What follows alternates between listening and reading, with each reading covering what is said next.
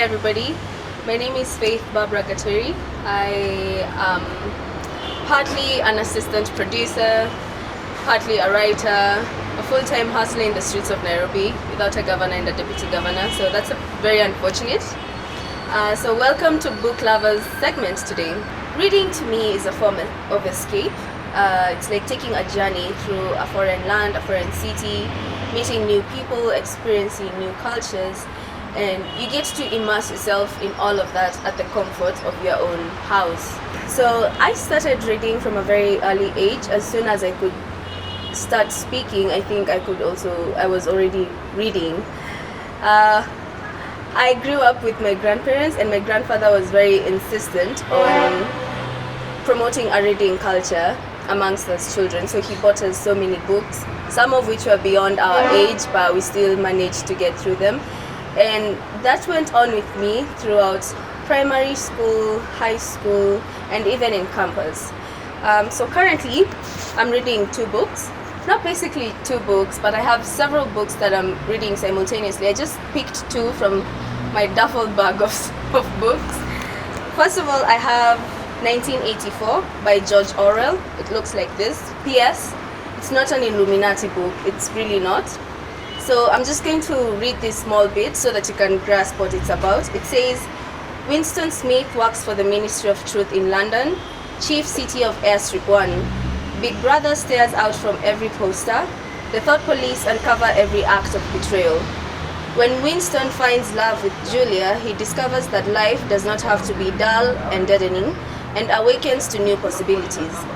Despite the police helicopters that hover and circle overhead, Winston and Julia begin to question the party. They are drawn towards conspiracy. Yet, Big Brother will not tolerate dissent, even in the mind. For those with the original thoughts, they invented Room 101. So basically what 1984 is, and it's very relevant to our society today, is mostly government surveillance and its intrusion in private lives of its citizens. So 1984 just takes us through. Big Brother is basically satellite surveillance, why we have cameras on every turn, on every building. The thought police happen to, try to moderate what people can think, write, or say. So basically there's no freedom of thought or expression, and that is what 1984 covers. The second book is called The Fornicator by Philip Etemesi. It looks like that. And a bit of it says, in her quest to find happiness and success, Pesh, a young and sexually liberated university student, is thrown into a world of betrayal, heartbreak, and unfiltered lust. Her complicated relationship with her family makes life even more hellish for her. But in all the turmoil that haunts her existence, she remains strong, hoping that the dark nights will soon be replaced by much-needed dawn. Will she ever find the perfect man? Will she ever see better days? Well, the book will tell. So The Fornicator is based hapa Kenya. Actually, this student ni wa KU, sorry to say so, but ni wa KU. And she is trying to find the perfect man who's going to make her orgasm. And I don't know if this is a problem with so many young women in our country right now, or in our age, but that is what the book is talking about. Like, this young lady is on the quest to find that big O. So basically those are the two books that I have for you today. The genre that I'm currently focused on is on African literature. Mainly I'm reading books about Africa, written for Africans and solely by Africans. I wanted to get a perspective of Africa from an African's point of view and not from a foreigner's point of view. And for the past few years I've been reading books by young authors like Chimamanda, the late Binyavanga, or Lola, and also Zikiswawana. And they have helped to shape my thoughts or the way I think about Africa moving forward. And also they have helped me as an upcoming writer. So currently I'm also working on writing a short story based on Africa as well. Other favorable mentions I could talk about would be Mills and Boons. Respect to Mills and Boons for carrying us through primary and high school. Kina John Grisham, Jeffrey Archer, Patricia Cornwell, who are with me throughout high school, also are some of my favorite genres that I love reading. Two of my favorite books that I hold close would be Half of a Yellow Sun by Chimamanda Ngozi. I have a problem, not necessarily a problem, but let's say I have an affliction towards that book because Chimamanda left us hanging really badly. Kainene left to get salt and she never came back. I am still not okay with that. So please, someone get Chimamanda for me to give me this closure in my life, because sababu imenisumbua sana. I can't sleep, Chimamanda. I'm also not eating. I need to know where Kainene is. The second book will be A Thousand Splendid Suns by Khaled Hosseini. That is the book I can, without any shame, say that I cried after reading that book. It was heart-wrenching and it was the most beautiful story that could be told about two generations of women. And to my favorite authors, Chimamanda Ngozi Adichie comes at the top of my list, the very top, from the top of my head. I can say this with a lot of love in my heart. I have read every book that Chimamanda has written.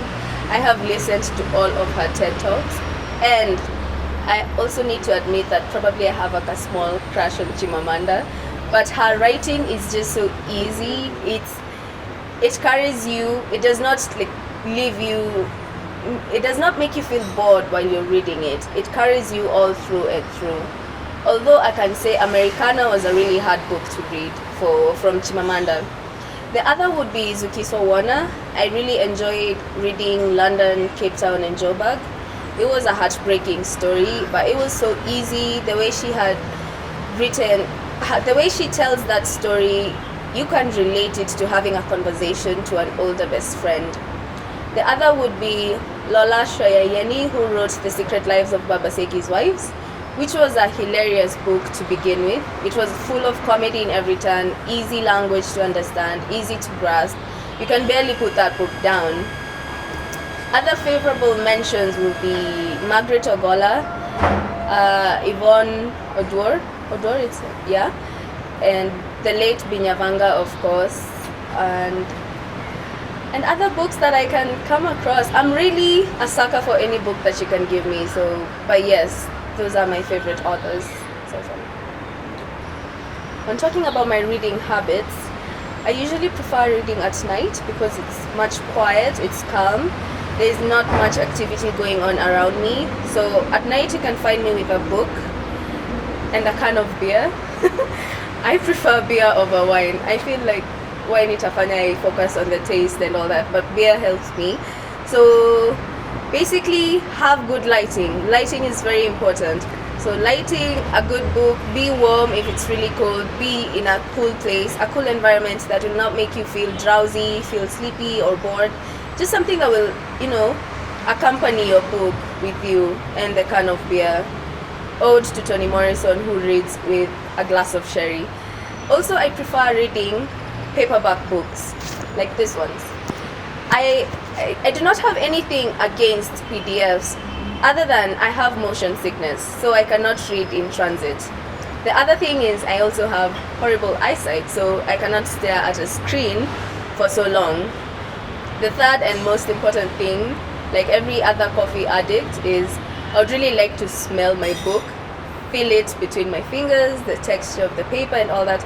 I'm joking, but also it's because I get distracted so much if I'm using a device to read. I just end up finding myself probably playing music, going online and checking on all my socials. So I would rather a paperback over a PDF any day.